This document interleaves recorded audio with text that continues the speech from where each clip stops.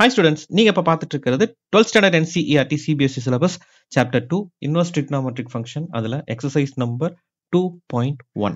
So இந்த exercise போறதுக்கு முன்னாடி நம்ம introduction எல்லாம் கொடுத்திருப்போம். That is introductionல வந்து degrees வந்து 0ல இருந்து 360 வரைக்கும் எப்படி வந்து ஞாபகம் வச்சுக்கிறது and 0ல இருந்து 360 டிகிரி வரைக்கும் எப்படி கிரியேட் பண்றதுன்னு சொல்லிட்டு டிகிரியை வச்சு ஒரு introduction and உங்களுக்கு இன்வெர்ஸ் மட்டுமே எப்படி இன்வெர்ஸ்னா என்ன, இன்வெர்ஸ் ஃபங்க்ஷன்னா எப்படி, இன்வெர்ஸ்னா என்னல இருந்து ஃபங்க்ஷன் எப்படி வருதுல இருந்து ட்ரிக்னாமெட்ரிக் ஃபங்க்ஷன்ல அது எப்படி வந்து கேரி ஃபார்வர்ட் ஆகி வந்துட்டே இருக்கு, இன்வெர்ஸ் வந்து ட்ரிக்னாமெட்ரியில எப்படின்னா பண்ணணும் அப்படிங்கறதெல்லாம் நம்ம வந்து எதில் பார்த்துருப்போம், நம்ம இன்வெர்ஸ் ட்ரிக்னாமெட்ரிக் ஃபங்க்ஷனுடைய இன்ட்ரடக்ஷனை பார்த்துருப்போம். ஸோ இப்போ வந்து சம்ஸ் போக போகிறோம். ஸோ சம்மில் ரொம்ப ரொம்ப முக்கியமாக கவனிக்க வேண்டிய சில விஷயங்கள் அப்படின்னு சொல்லிட்டு சொல்கிறேன் அப்படின்னு இன்ட்ரடக்ஷன்லேயே சொல்லியிருந்தேன்.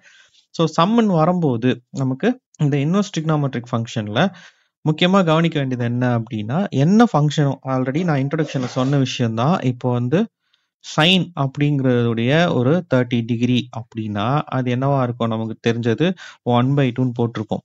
இதுவே இது இன்வெர்ஸ்னா என்னன்னா 1/sin அப்படின்றது. 1/sinனா நமக்கு தெரிஞ்சது என்ன அப்படின்னா கொசிகன் தீட்டா அப்படின்றது தான் தெரியும். ஆனா இன்வெர்ஸ் ஃபங்க்ஷன் அப்படின்னும் போது என்ன ஃபங்க்ஷன் இருக்கோ அந்த ஃபங்க்ஷனே தான் அதோடைய இன்வெர்ஸை வச்சுக்கும். அப்படிங்கிறதுனால இந்த 1/sin தான் என்ன எழுதுறோம் அப்படின்னா சைன் இன்வெர்ஸ் அப்படின்னு எழுதுறோம். அப்போ சைன் இன்டூ 30, அப்போ இது வந்து ஒரு ஃபங்க்ஷன் ஆகவும் இது வந்து தனியா ஒரு டிகிரியாகவும் தனியா ஸ்பிளிட் பண்ணும்போது இந்த ஃபங்க்ஷன் இங்க வரப்போ என்ன ஆகுது, மல்டிப்ளிகேஷன் டிவிஷன் ஆகுது அப்படின்ற கான்செப்ட்ல தான் sign inverse of 1/2.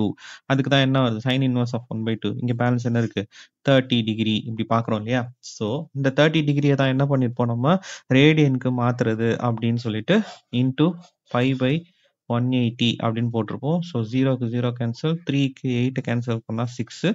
So 30 degree எப்படி எழுதலாம், 5/6ன்னு எழுதலாம். சரியா. ஸோ இதுதான் நம்ம முக்கியமா நம்ம பார்த்துட்டு இருக்கிற டாபிக் உடைய மெயின் கண்டென்ட்டே. சரியா. அப்போ இந்த சைன் திடீர்னு நீங்க வந்து இந்த மாதிரி சைன் இன்வெர்ஸ்ல கொஸ்டின் கொடுத்துருக்காங்க அப்படின்னா என்ன எடுத்துக்கலாம் அப்படின்றது தான் இந்த வீடியோல பார்க்க போறோம். ஸோ வீடியோக்குள்ள போறதுக்கு முன்னாடி இது வரைக்கும் நம்ம சேனல் ஓம் லேர்னிங் ஜோனை சப்ஸ்கிரைப் பண்ணணும், சப்ஸ்கிரைப் பண்ணிக்கோங்க. கூட அந்த bell icon and all notification click பண்ணிக்கோங்க. அப்பதான் நான் போஸ்ட் பண்ற வீடியோஸ், நான் போடுற எஃபர்ட் எல்லாம் உங்களை வந்து சேரும். ஸோ வாங்க வீடியோக்குள்ள போகலாம். ஸோ எல்லா வீடியோவும் கொஞ்சம் லைக் பண்ணிட்டு பாருங்க. ஃபர்ஸ்ட் சம்ல என்ன கேட்டிருக்காங்க அப்படின்னு பார்க்கும்போது நமக்கு சைன் இன்வெர்ஸ் ஆஃப் -1/2. சரியா. ஸோ இதை எப்படி எடுத்துக்கலாம் அப்படின்னா, இதுக்கு சைன் இன்வெர்ஸ் அப்படிங்கிறதுக்கு நான் டீட்டா வேணும் அப்படின்னு எடுத்துக்கலாம். ஸோ சில ஸ்கூல்ஸ்ல வந்து ஒய் யூஸ் பண்ணுவாங்க, சிலர் வந்து எக்ஸ்ன்னு எடுத்துப்பாங்க. ஸோ நான் டீட்டா, அதாவது டீட்டா நான் டிகிரின்றதை டீட்டான்னு எடுத்துக்கிறேன். So theta is equal to sine inverse of -1/2. சரி. இப்போ நம்ம சொல்லியிருந்ததுல முக்கியமான விஷயம் என்னன்னா இந்த சைன் அப்படின்றது பார்த்தோம். சரியா. அப்போ சைனுங்கிறதுடைய இன்வெர்ஸ் என்னது, 1/sin. அப்போ சைன் ஆஃப் 1/sin இப்படி இருந்தாலோ இல்ல 1/sin ஆஃப் சைன் அப்படி இருந்தாலோ என்ன பண்ணலாம், சைனை கேன்சல் பண்ணிக்கலாம் இல்லையா. ஸோ இங்க கேட்டிருக்கிறது என்னது, சைனுடைய டிகிரி. நம்ம என்ன பண்ணலாம், இப்போ ஆல்ரெடி ஒரு ஃபார்முலா அப்படின்றது ஞாபகம் வச்சுக்கிறதுக்கு ஒன்று சொல்லியிருந்தேன். சைன் இன்வெர்ஸ் ஆஃப் -x எப்படி எழுதலாம், மைனஸ் சைன் இன்வெர்ஸ் ஆஃப் எக்ஸ்ன்னு எழுதலாம். அப்போ சைன் இன்வெர்ஸ் ஆஃப் எக்ஸ்ல மைனஸ் எழுதுனா மைனஸை வெளியே எடுத்து எழுதலாம். அப்போ மைனஸ் சைன் இன்வெர்ஸ் ஆஃப் 1/2. சரி. இதுக்கப்புறம் சைன் இன்வெர்ஸ் இருக்கும். இந்த 1/2 எப்படி எழுதலாம் அப்படின்னா, எங்க 1/2 வரும் டீட்டாக்கு, நம்ம டீட்டா தான் கண்டுபிடிக்கணும். எங்க வந்து 1/2 வரும் அப்படின்னா மைனஸ் போட்டுக்கோங்க மறக்காம. சைன் இன்வெர்ஸ் ஆஃப் சைனுக்குள்ள இந்த 1/2 எங்க வரும் அப்படின்னா சைன் 30 டிகிரி. சரியா. சைன் 30 டிகிரி தான் என்ன பண்ணிருப்போம் 5/6 அப்படின்னு ரேடியன்ல எழுதுறோம். ஏன்னா இங்க நம்ம எழுதுறது எல்லாமே என்ன பண்ண போறோம், அதாவது π/2 -π/2 π/2 பை பேஸ் பண்ணி தான் எல்லாம் ரேடியன்ல தான் எழுதுறோம். ஸோ டிகிரிஸை இங்க எழுதல. சரியா. இப்போ என்ன பண்ணிருப்போம், சைன் இன்வெர்ஸும் சைனும் கேன்சல் பண்ணா நமக்கு -π/6 கிடைக்குது. எதுக்கு, டீட்டாக்கு. புரியுதா. ஸோ இதுதான் நம்ம நார்மலா பண்ண போறது. ஸோ உள்ள இருக்க டிகிரிக்கு எடுத்து சைன்னா சைனுக்கு எழுதுங்க, காசுனா காசுக்கு எழுதுங்க. ரெண்டுமே என்ன ஆயிடும், நமக்கு டிவைட் ஆயிடும். ஆல்ரெடி நம்ம பார்த்ததுதான். 5ங்கிறதுடைய மல்டிப்ளிகேட்டிவ் இன்வெர்ஸ் என்னது, 1/5. இது ரெண்டுத்தையும் நம்ம மல்டிப்ளை பண்ணோம்னா என்ன ஆயிடும், 5 × 1/5 என்ன ஆயிடும், 5 கேன்சல் ஆயிட்டு 1 நிற்கும் இல்லையா. அதே மாதிரி தான் இதுவும். நெக்ஸ்ட் சம் பார்க்கலாம். செகண்ட் சம் பார்க்கும்போது செகண்ட் சம்ல என்ன கேட்டிருக்காங்க, நமக்கு cos inverse of square root of 3/2. அப்படின்னு கொடுத்துருக்காங்க. ஸோ நம்ம என்ன எடுத்துக்கலாம், வழக்கப்படி தீட்டாவோ இல்லை ஒய்யோ ஏதோ ஒன்று எடுத்துக்கலாம். So theta is equal to cos inverse of square root of 3/2. சரி, ஸோ ஸ்கொயர் ரூட் ஆஃப் 3/2 எங்கே வரும் அப்படின்னு பார்க்கும்போது காஸ் இன்வர்ஸ் காசு வச்சு எழுதும்போது என்ன எழுதலாம், காசு π/6. ஸோ காஸ் 30 என்னது π/6 அப்படிங்கிறது நமக்கு தெரியும். ஸோ இங்கே காஸ் இன்வர்ஸ் இன்ட்டு காஸ், அப்போ என்ன ஆகிடும், காஸ் காஸ் கேன்சல் ஆகிடும். அப்போ தீட்டா இஸ் ஈக்குவல் டு என்னது π/6. ஸோ இதுதான் நமக்கான ஆன்சர். தேர்ட் சம்ல என்ன கேட்டிருக்காங்கன்னா கொசிகண்ட் இன்வர்ஸ் ஆஃப் 2. சரி, ஸோ என்ன பண்ணுவோம், theta is equal to cosecant inverse of 2. அப்போ கொசிகண்ட் இன்வர்ஸ் ஆஃப் 2 எப்போ வரும் அப்படின்னா கொசிகண்ட் π/6ல வரும். அதாவது கொசிகண்ட் 30 தான் என்னது π/6. சரியா, கொசிகண்ட் 30ங்கிறது. அப்போ theta is equal to π/6. So this is the answer. ஏன் இந்த காசு போகுது, கொசிகண்ட் போகுது, கொசிகண்ட் இன்வர்ஸ் அண்ட் கொசிகண்ட் ரெண்டுமே நம்ம கேன்சல் பண்ணிக்கலாம். ஏன் கொசிகண்ட் இன்வர்ஸை கொசிகண்ட் 1/கொசிகண்ட் எழுதலாம். 1/கொசிகண்ட் ஈக்குவல் டு சைன் தீட்டா நினச்சிக்காதீங்க, இது இன்வர்ஸ் ஃபங்க்ஷன்.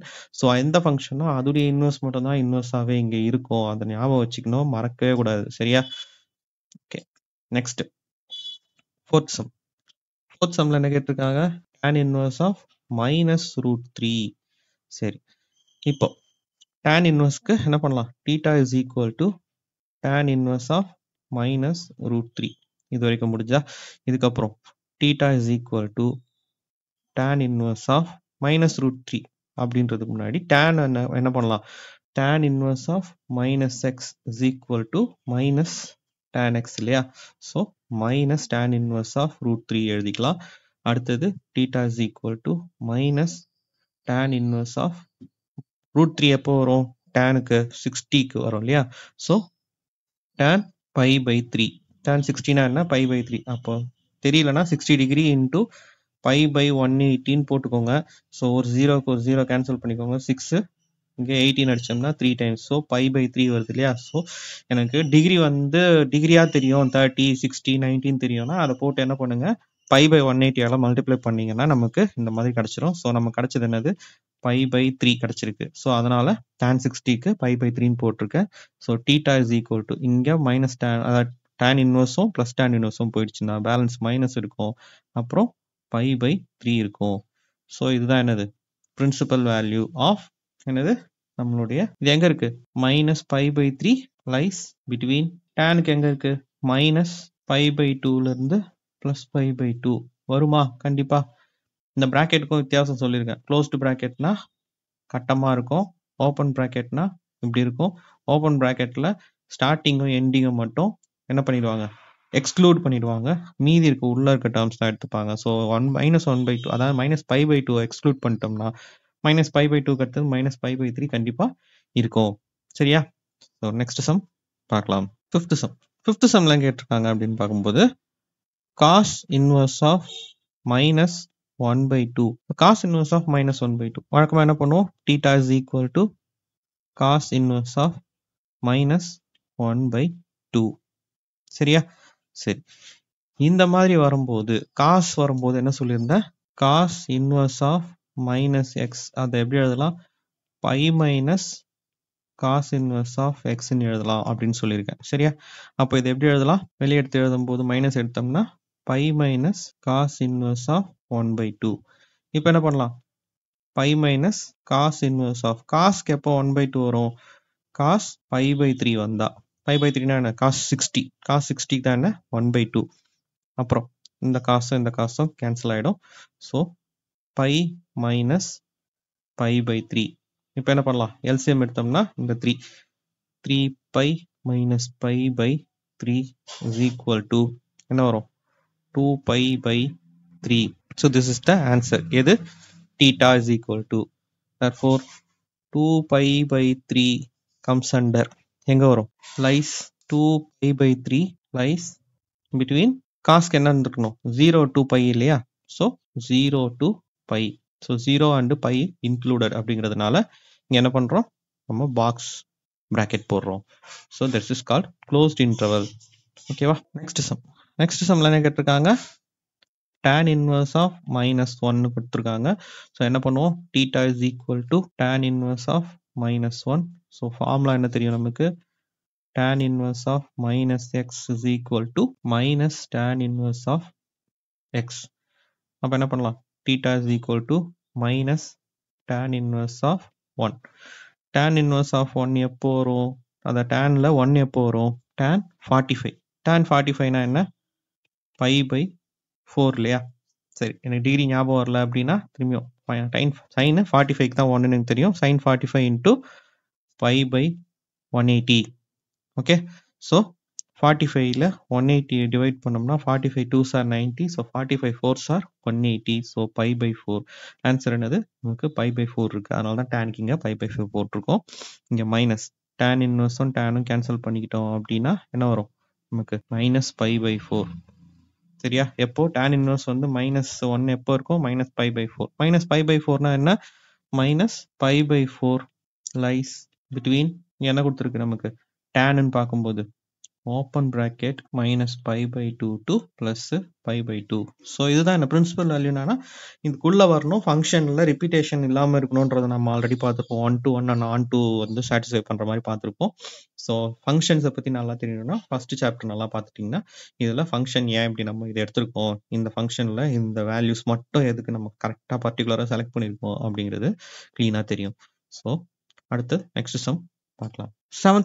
செவன்த் சம்ல என்ன கேட்டிருக்காங்க அப்படின்னு பார்க்கும்போது secant inverse of 2/√3. சரி, என்ன பண்ணுவோம் வழக்கமா, theta is equal to secant inverse of 2/√3. So secant inverse of 2/√3 என்ன, நமக்கு எங்க வரும், secant inverse of secant 30 இல்லையா. ஸோ secant 30 என்னது, pi by 6. ஸோ secant inverseம் secantம் கேன்சல் பண்ணிட்டோம் அப்படின்னா thetaக்கு என்ன கிடைக்கும், நமக்கு pi by 6 கிடைக்கும். சரியா, ஸோ அடுத்தது next sum 8th cot inverse of √3. So என்ன பண்ணிக்கலாம், theta is equal to cot inverse of √3. சரியா, நெக்ஸ்ட் என்ன பண்ணுவோம், cot inverse of √3 எப்போ வரும், cot 30 இல்லையா. cot 30 என்ன, pi by 6. அப்போ காட்டும் கேன்சல் ஆயிடுச்சுன்னா பேலன்ஸ் என்ன இருக்கு நமக்கு, pi by 6. That is theta is equal to pi by 6. So pi by 6 என்னது, நமக்கு காட் அப்படின்னு வரும்போது 0 to பைக்குள்ள தான் இந்த pi by 6 இருக்கும். ஸோ இதுவும் வந்து நமக்கு இந்த பிரின்சிபல் வேல்யூல சப்போர்ட் ஆகுது. ஸோ நெக்ஸ்ட் சம் 9th சம்ல என்ன கேட்டிருக்காங்க, cos inverse of -1/√2. So theta is equal to cos inverse of -1/√2. So இந்த காஸ்ல இந்த மாதிரி மைனஸ், அதாவது காஸ்ல வந்து -x வந்துச்சுன்னா என்ன பண்ணணும், cos inverse of -x is equal to காசு எடுத்துன்னு போனா கூடவே பை எடுத்துன்னு போகணும், ஞாபகம் வச்சுக்கோங்க. ஸோ காஸ் இன்வர்ஸ் ஆஃப் எக்ஸா மாறிடும். மைனஸ் உள்ள வந்ததுன்னா என்னது, காசு எடுத்துட்டு போனா பை எடுத்துட்டு போகணும், ஞாபகம் வச்சுக்கிற மாதிரி pi minus cos. So theta is equal to pi minus cos inverse of 1/√2. இங்க மாத்திட்டோமா, இப்போ pi minus cos inverse of 1/√2 எங்க வரும், காஸ் 45க்கு வரும். So cos 45 is pi by 4. Then காசும் கேன்சல் ஆயிடுச்சு அப்படின்னா pi minus pi by 4. So pi minus pi by 4 வந்து எல்சிஎம் எடுத்தோம்னா 4 pi minus pi by 4, that is 3 pi by 4. எனது theta is equal to 3 pi by 4. So check பண்ணி பார்க்கலாமா, காஸ்க்கு check பண்ணோம்னா 0 to பைக்குள்ள இருக்கணும் காஸ் இன்வர்ஸுடைய ஆன்சர்ஸ், அதாவது ரேஞ்சு. ஸோ ரேஞ்ச் என்ன இருக்கு நமக்கு, theta 3 pi by 4. ஓகேவா. ஸோ நெக்ஸ்ட் சம் பார்க்கலாம். கொசிகண்ட் இன்வர்ஸ் ஆஃப் -√2 எடுத்துக்கிட்டோம் அப்படின்னா கொசிகண்ட் எதுடையது, சைன் உடையது இல்லையா. அதனால என்ன பண்ணலாம், கொசிகண்ட் இன்வர்ஸ் ஆஃப் -x அப்படிங்கிறத minus cosecant inverse of x அப்படின்னு எழுதிக்கலாம். ஸோ இங்கே theta equal to, எனக்கு theta போட பிடிக்கலையா, y கூட வச்சுக்கோங்க, ஒன்றும் பிரச்சனை இல்லை. y is equal to cosecant inverse of -√2. ஏன் சார் thetaவே வச்சு போடுறீங்க, எங்கள் ஸ்கூல்லாம் y தான் சொன்னாங்க அப்படின்னா y கூட வச்சுக்கோங்க, ஒன்றும் பிரச்சனை இல்லை. y வச்சோம்னா yன்னு வச்சு போட போகிறோம், அவ்வளோதானே. y is equal to minus cosecant inverse of √2 வரும். So minus cosecant inverse of, cosecantல எப்போ √2 வரும், cosecant 45க்கு வரும். சரியா? அப்போ கொசிகன் கொசிகன் கேன்சல் ஆயிடுச்சு அப்படின்னா minus pi pi 4. So y is equal to theta is equal to என்ன எடுக்கிறீங்களோ P is equal to Q is equal to ஏதோ ஒன்று எடுத்துக்கோங்க. So y is equal to minus pi pi 4. எங்கள் ஸ்கூலில் ஒய் தான் சொல்லி கொடுத்தாங்கன்னா ஒய் கூட வச்சு கண்டினியூ பண்ணிக்கோங்க. சரியா? தீட்டா போடணும்னு அவசியம் இல்லை. இந்த வீடியோ உங்களுக்கு பிடிச்சிருக்கோன்னு நம்புறேன். ஸோ நெக்ஸ்ட் வீடியோவில் பார்க்கலாம். Thank you students.